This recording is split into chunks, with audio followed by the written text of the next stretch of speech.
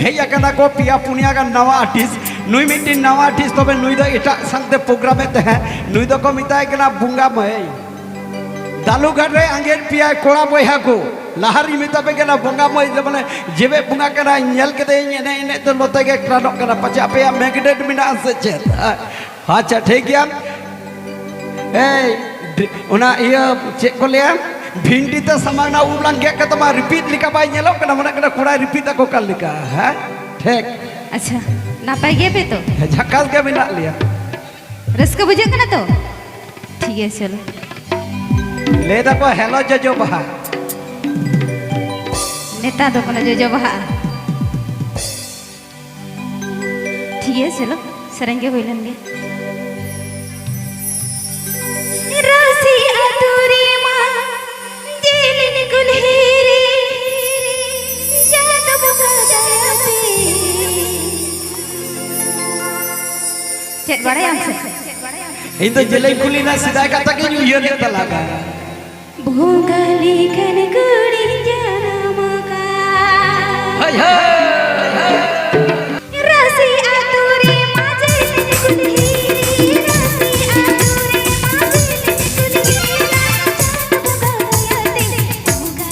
कन गुड़ी जाना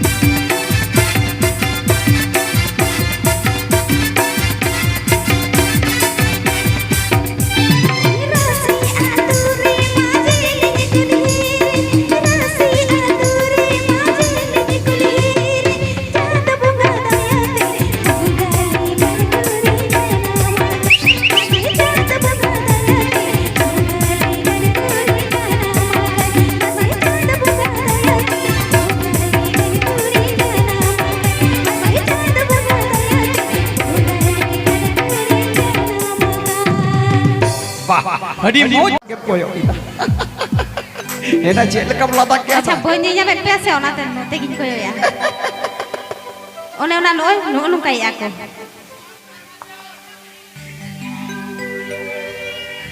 ᱧᱩ ᱛᱟᱨᱟ ᱵᱟᱹᱧ ᱧᱟᱢ ᱮᱫ ᱯᱮᱭᱟ अच्छा ᱚᱠᱟᱨᱮ ᱰᱟᱱᱛᱮ ᱨᱮ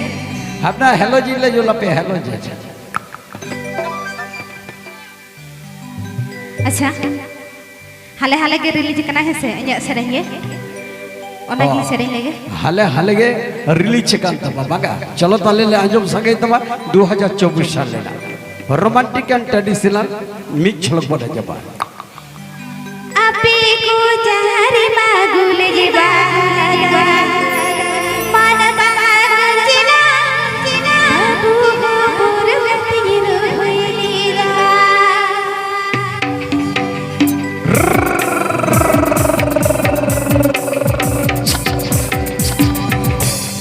आपे को चारे मागुल जे बागा रे मन बागा जिना बाबू हो पुर व्यक्ति होइलीरा